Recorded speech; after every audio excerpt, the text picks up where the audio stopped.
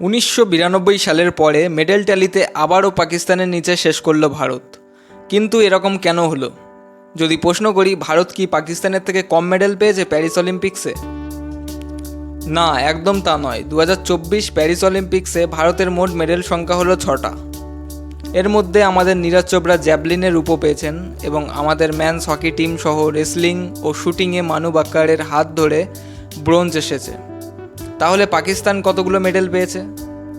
মাত্র একটা। হ্যাঁ বন্ধুরা, আপনারা ঠিকই শুনছেন, একটাই মাত্র। তাহলে কিভাবে ভারতের ওপরে শেষ করলো পাকিস্তান?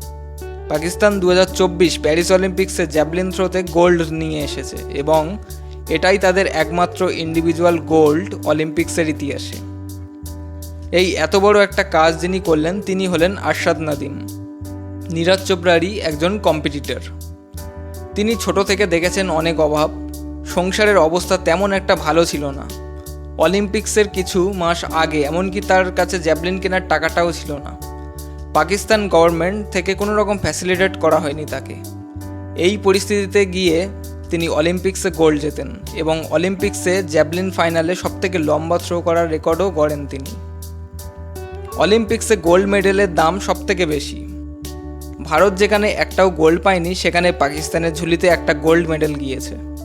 তাই এখানে পাকিস্তান ভারতের তুলনায় ওপরের সারিতে আছে।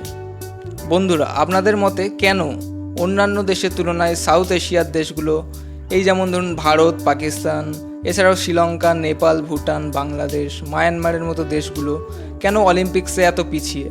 এটা কি শুধু পরিকাঠামোর অভাব, নাকি আরও অন্যান্য কারণ আছে? জানান কমেন্ট সেকশনে। ধন্যবাদ।